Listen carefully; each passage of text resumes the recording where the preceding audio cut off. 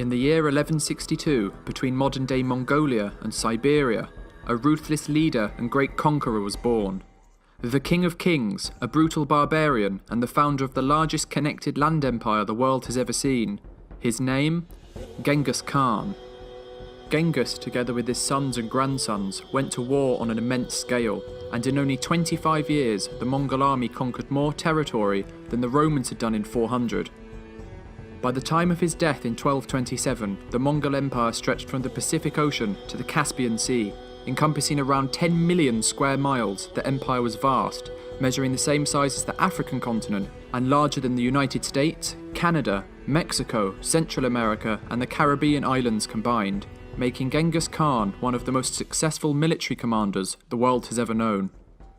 Born in 1162 to the name Temujin, he was the son of a local chieftain and was said to have been born clutching a blood clot, a sign from heaven that he would become a great warrior. Temujin experienced grief and suffering from an early age, with his father being poisoned by a rival tribe when he was only 9 years old.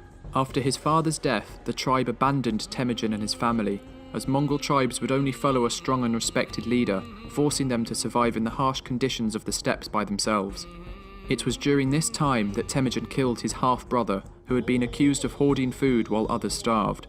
This allowed Temujin to gain control over the tribe, and soon he was leading it alongside his lifelong friend and blood brother, Jamuka.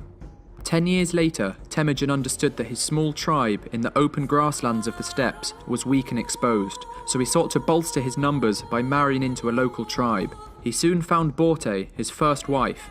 Not only did Temujin gain a loving companion, but more importantly, the fighting force that came with her. Temujin was not fated to have a peaceful life, as it would not be long until adversity returned to him. The powerful Merkit tribe came and raided his camp, killing many and stealing Borte away. Temujin and Jamuka managed to escape and made their way to the local Khan, who had fought aside Temujin's father, begging for help. The Khan accepted their plea, and soon Temujin was at the head of a massive fighting force. Shortly after, he took swift and decisive action against those who wronged him. Heading to the Merkit camp in the mountains of northern Mongolia, he slaughtered the offending tribe, taking his wife back in the process. These cruel conditions Temujin faced in his earlier years helped shape him into the fierce warlord he was to become, and taught him not only how to deal with his enemies, but also the value of forging friendships and alliances. As time progressed, the tribe became divided, as the fundamental differences between the two leaders became apparent. Temujin valued talent wherever it came from, whereas Jamuka thought only those who had a noble birth should be respected. This led to a rift in the tribe and an eventual split, with Jamuka now leading a clan of his own. It would be 2 years until the pair would meet again, in which Jamuka's men slaughtered Temujin's unprepared and outnumbered tribe. The generals Jamuka captured also faced a gruesome death, being boiled alive. When Temujin found out what had happened, he was furious, and it said from that day on he would seek revenge and pledge never to be defeated again. In 1204, the two finally fought each other in a pitched battle, which would be crucial for the survival of the Mongol people and would determine Temujin's position as commander. Tribesmen were trained in both archery and horsemanship, and when the battle began, they used this to deadly effect. Bows were made from wood and animal bone and had a shooting range of 500 yards. The military ranking was also based on the idea of meritocracy, so it was in this battle that Temujin proved his military genius. He told each warrior to light 5 fires on the eve of the battle, so Jamuka scouts would report an immense fighting force, striking fear into the heart of the enemy. As dawn broke, both armies advanced, and when close enough, Temujin's forces unleashed a barrage of arrows and used cavalry charges to demolish Jamuka's army. He then feigned retreat with some of his squadrons, luring his foe into a planned ambush where they were promptly slaughtered. This led to a decisive victory over his former blood brother, who fled from the battle. Jamuka was later betrayed by 2 of his generals and brought before Temujin.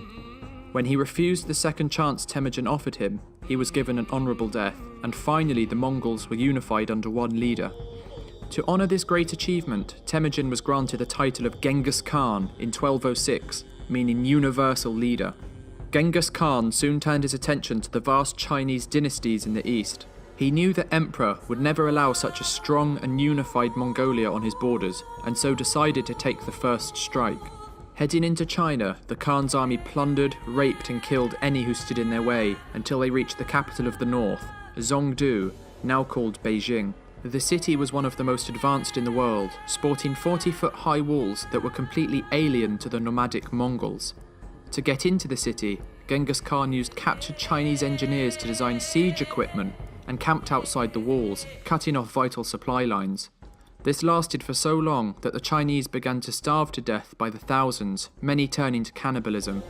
When the Mongols went to take the city, they met reduced resistance and were able to take it with relative ease. This led to a month of plunder and destruction that enhanced Genghis Khan's reputation as a bloodthirsty murderer and brought the Mongol Empire to new heights.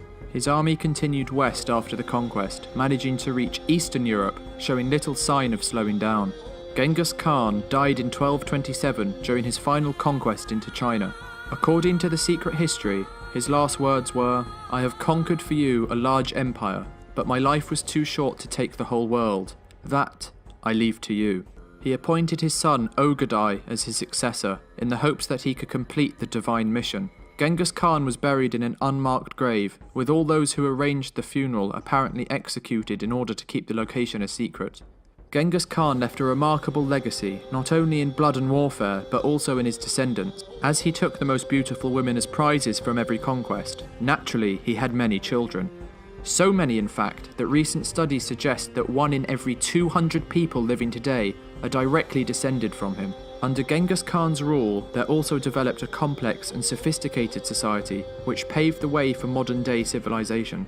The Mongols disregarded race, ethnicity, and class, creating a society based on meritocracy, where individuals were rewarded on ability and talent above all other things. They also practiced religious tolerance, allowing the Mongol Empire to become one of the most diverse in history. In an attempt to unify the feuding tribes of Mongolia, Genghis Khan gave land to each tribe and established a legal system where he laid out uniform punishments so as to create a combined society that abided by the same laws.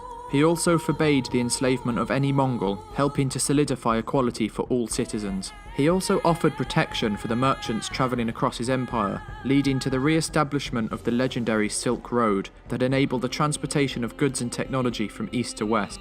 This path was so valued and well protected, it was said that a man could walk from one end of the Mongol Empire to the other with a gold plate on his head and never be attacked. This also enabled the spread of Chinese culture and ideas to the growing civilizations in Europe. Trade surged, and new technology such as paper, gunpowder, and the compass made its way to the West, igniting the Renaissance just a few generations later. While there is no doubt that Genghis Khan was a cunning and ruthless warlord, it is debatable whether he was just an evil barbarian or managed to benefit the world in some way.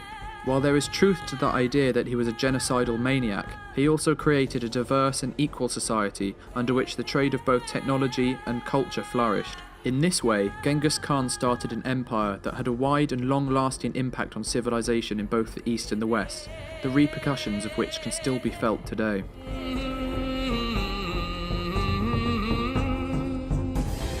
Thanks for watching. Remember to like and subscribe, and for exclusive rewards, check out our Patreon page.